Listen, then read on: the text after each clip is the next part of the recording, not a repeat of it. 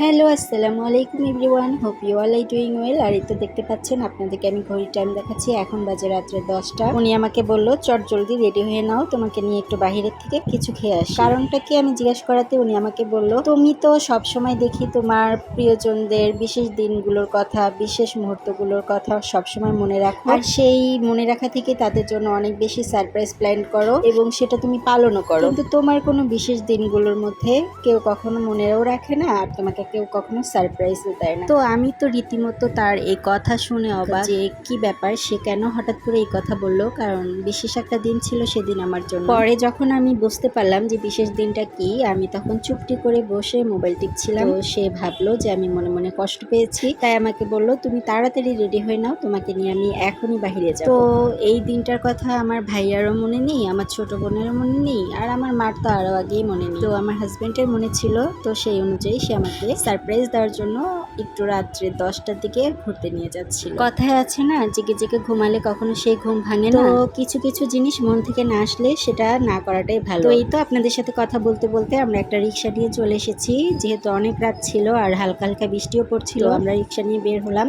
আর এটা হচ্ছে মিরপুর 2 নম্বর। আমরা চলে এসেছি 2 নম্বর। এখানে আমরা হান্ডি বিফ খেতে এসেছিলাম। তো এসে দেখি যে হান্ডি বিফ যাদের কাছ থেকে খাবো সেই দোকানগুলো একটাও বসেনি, কারণ হচ্ছে বৃষ্টি, সেই সাথে হচ্ছে ঈদের সময়। তো এই কারণেই হয়তো বা কোনো দোকানই খোলা ছিল না। তো দুজনে মিলে অনেকক্ষণ রিক্সায় করে ঘুরছিলাম, আর আমি এই যে রাস্তার সাইডে যে নার্সারিগুলো ছিল বা এই যে গাছের ফুলের টপের দোকানগুলো ছিল সেগুলোর আমি ভিডিও নিচ্ছিলাম। আর এই পাশে বিবি বিউটি কেয়ারের শোরুমটাও দেখতে পেলাম। তো উনি আমাকে বলছিল কোনটা কোন এলাকা, কারণ এলাকা সম্পর্কে আমার অত বেশি ধারণা নেই। এখানে আমরা মিরপুর স্টেডিয়াম চলে এসেছি। তো আমরা এখন চলে এসেছি হাংরি গেস্টের রেস্টুরেন্টে, রোড সাইডের খাবারগুলো না পেয়ে। যেহেতু আমার ইচ্ছে ছিল যে আমি রোড সাইডের খাবারগুলো খাবো, তো এখন ঈদ উপলক্ষে সব খাবারের দোকানগুলোই বন্ধ ছিল, তাই আমরা এখানে চলে আসলাম। তো এখানে উনি যখন উঠে যাচ্ছিল তখন আমি বললাম, আপনি একটু দাঁড়ান, আমার একটু ভিডিও নিয়ে দেন। ঠিক আছে।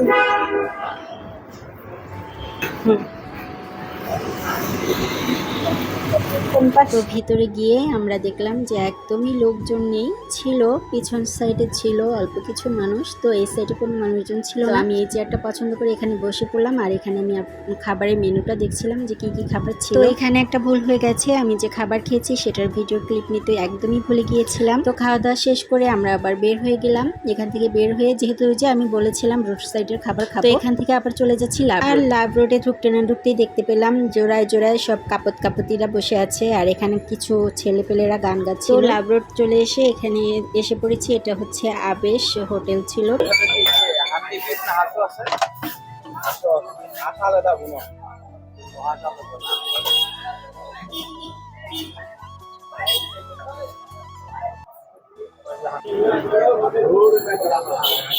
এটা মনে বট না, এটা বট, এটা বট।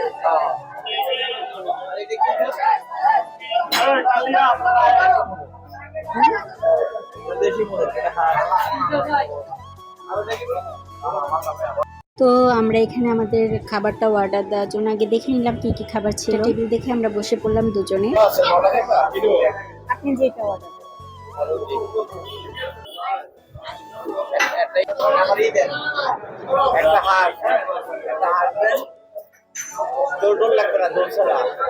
একটা হাঁস দেন, আর একটা বট দেন। হ্যাঁ, একটা বট, একটা হাঁস, আর দুইটা রুটি, দুইটা পরোটা।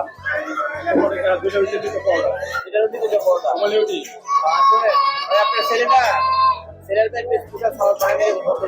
তো কি কি খাবার অর্ডার দিল আপনারা তো শুনতেই পেলেন। খাবার অর্ডার দেওয়ার পরে আমি বসেছিলাম খাবারের অপেক্ষায়। তো উনি আমাকে একটু ভিডিও করে দিল। তো আমাদের খাবারটা সামনে চলেও এসেছে। তো সেই খাবারটাই আমি আবার একটু ঠিক করে নিচ্ছি, যেহেতু ভিডিও নিতে হবে। ভাই ব্লগার হওয়ার পরে এখন যে কোনো জিনিস দেখলেই মনে চায় যে একটু আগে ভিডিও করে নিই। তো খাবারটা এসেছে, আসার সাথে সাথে আমি একটু ভিডিও করে নিচ্ছিলাম। আর যেহেতু প্রথম রেস্টুরেন্টে খেতে গিয়ে আমি ভিডিও করতে ভুলে গেছি, তাই এবার বললাম যে আগে আমি একটু ভিডিও করে নিই, তারপর খাবারটা খাবো।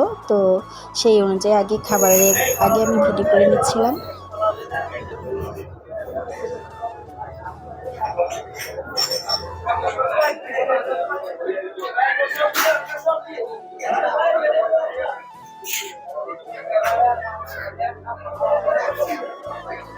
আর মাংসের মধ্যে আমার গরুর ভুঁড়িটা অনেক পছন্দের একটি খাবার, তাই আগে আমি গরুর ভুঁড়ি দিয়ে খাবারটা স্টার্ট করলাম বিসমিল্লাহ বলে। তো ওটা হচ্ছে রোমালিয়া রুটি। তো এক হাতে রোমালিয়া রুটি ছিঁড়ছি, তো অন্য হাতে আমার ক্যামেরা ছিল, আর এই জন্য আমার একটু রুটিটা ছিঁড়তে অসুবিধা হচ্ছিল।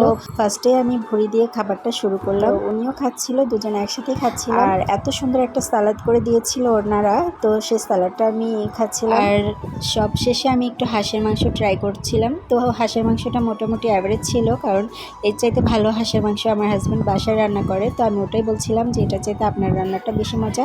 তো খাওয়া দাওয়া শেষ করে আমি এখানে 1 কাপ চা নিয়েছি, চাটা ছিল সবচাইতে বেশি মজাদার। তো এই তো লাস্টে আমরা খাওয়া দাওয়া শেষ করে বের হয়ে গেলাম।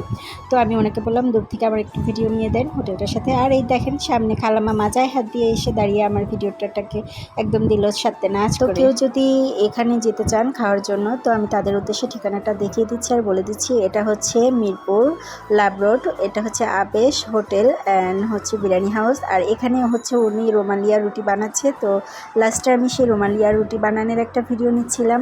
তো দেখেন কি সুন্দর করে উনি রুটিগুলো বানাচ্ছে। ওনার কি একটু গরমও লাগে না? এই অল্প সময়ের মধ্যে আমরা খাওয়া দাওয়া শেষ করে বের হতে না হতে একদম ঘেমে অস্থির হয়ে গেছি। তো এখানে উনি রিক্সা ঠিক করছিল, আর দেখতেই পাচ্ছেন আমরা রিক্সা নিয়ে রিক্সায় উঠেও পড়েছি। দেখেন খাওয়া দাওয়া করতে করতে একদম ঘেমে অস্থির হয়ে গেছি। আর এই তো বাসায় চলে এসেছি, এখন আমি লিফটেও চলে যাব। তো উনি আমাকে বললো তুমি উপরে যাও, আমার একটু নিচে কাজ আছে, তো আমি একটু পরে আসছি। তো আমি লিফটে চলে এখন লিফট কল করে নিলাম। আর হচ্ছে এই তো আজকের দিনটা অনেক বেশি সুন্দর ছিল, আমি ভাবতেও পারিনি উনি আমাকে এইভাবে সারপ্রাইজ দেবে। সারপ্রাইজ বলতে বিশেষ কিছু না হলেও উনি যে আমাকে নিয়ে ঘুরতে গেল, বা উনি ফিল করলো যে না আমার একটা বিশেষ দিন ছিল, একটু ঘোরা উচিত। তো এই জিনিসটার জন্য আমার অনেক বেশি ভালো লেগেছে। ভিডিওর মাধ্যমে আপনাকে অনেক বেশি থ্যাঙ্কস জানিয়ে দিলাম। আর এই তো আজকের ভিডিওটা এই পর্যন্তই। আমার ভিডিওগুলো যদি আপনাদের কারো ভালো লেগে থাকে তাহলে অবশ্যই লাইক কমেন্ট শেয়ার করতে ভুলবেন না। সবাই ভালো থাকবেন, আল্লাহ হাফেজ, আর আমাদের জন্য দোয়া করবেন।